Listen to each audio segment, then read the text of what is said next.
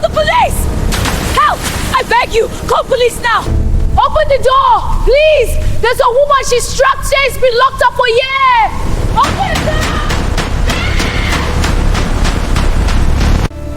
Rita, get back in the car, now. No! Stay away from me! You weren't supposed to go down there. That basement was off limits. There's a woman chained in your basement! Your wife! You told me she was dead! She is dead to the world. And now you've seen her, you have a choice to make. Come back willingly, or I make one call and you disappear too. Just like she did. 1 hour ago, Rita was planning her wedding to the perfect man. Wealthy, charming, a widower who tragically lost his wife 3 years ago. Then, she went into the one room he told her never to enter and discovered his dead wife alive, starving, broken, chained in a basement. This is the story of 2 women trapped by one monster and the desperate fight to survive.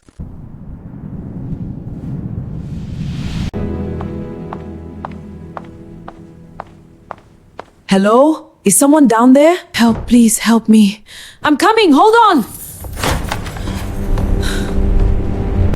Oh my God, who are you?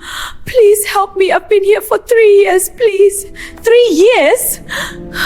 Who did this to you? My husband, Victor. He locked me down here. Please, you have to get me out. Victor? Victor Roberts, that's my fiancé. Then you're in danger. He told everyone I died. He's going to do the same to you. Well, this is unfortunate. Get out of my way! Rita, wait! Now, you know what Rita discovered. But to understand how Victor became this monster and why Linda is still alive after 3 years, you need to hear the whole story. Because what happened in that house, it's darker than you can imagine. This is the story of Victor, Rita, and Linda. Victor Roberts, 35 years old, 5 years ago. Handsome, wealthy tech CEO in Abuja. Controlling, obsessive, dangerous. Linda, his wife. Beautiful, independent, strong-willed. She made one mistake. She tried to leave him. Rita, his current fiancée. Smart, successful event planner. She has no idea what happened to the woman before her.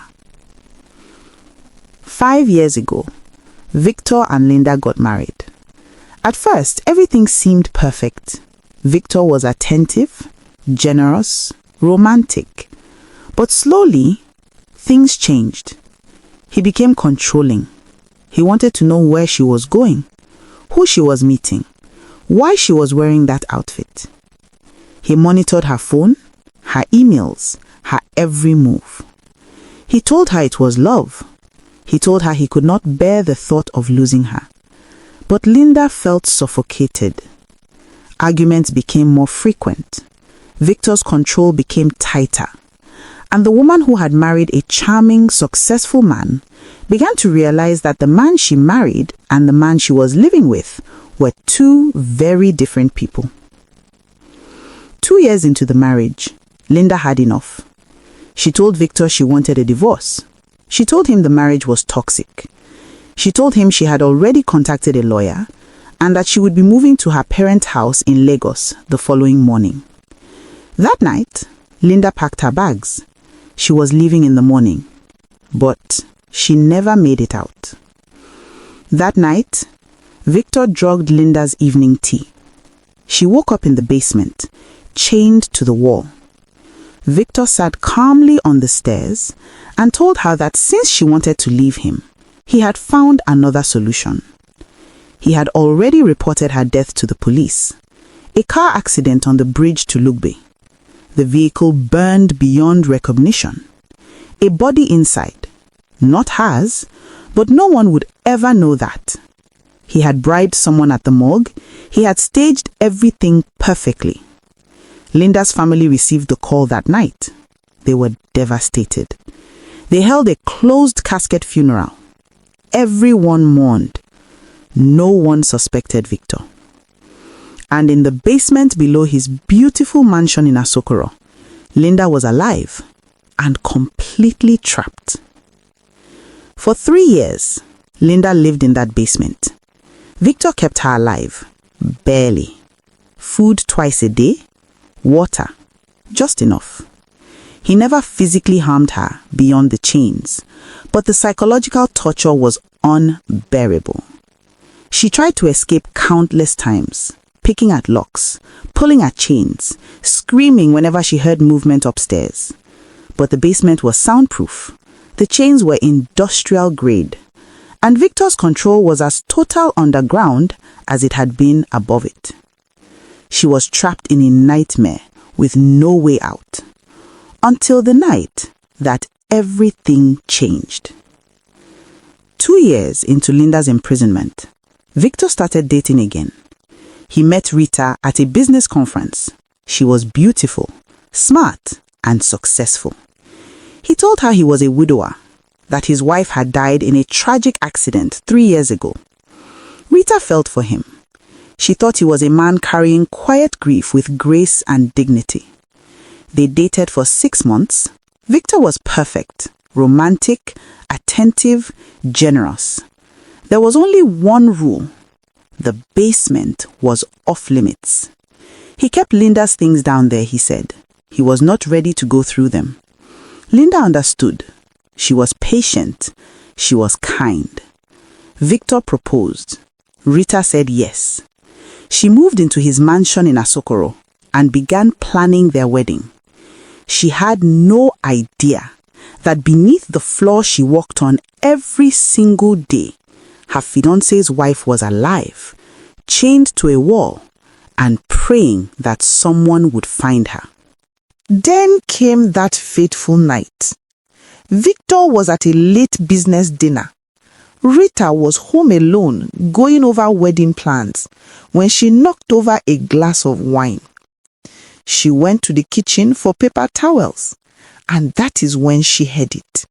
A sound from downstairs, like crying. She followed it to the basement door. She had never been down there, but curiosity won. She found the keys. She opened the door. She walked down the dark stairs. She turned on the light, and she found Linda. After Victor appeared on the stairs and Rita ran, she made it outside into the rain. But Victor caught up in his car. That is when she reached the neighbor's gate and screamed for help. A security guard came out. Victor tried to tell her that Rita was having a mental breakdown, stress from the wedding. But Rita named Linda Roberts. She told him about the closed casket funeral 3 years ago, the fire on the bridge. The guard remembered the story from the news and he called the police. Police arrived within 10 minutes. Victor insisted they had no warrant.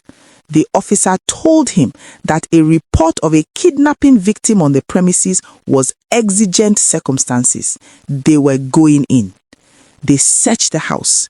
They went to the basement and they found Linda, emaciated, weak, chained, but alive. The officers were horrified. One called for an ambulance immediately. Another arrested Victor on the spot. Victor did not fight.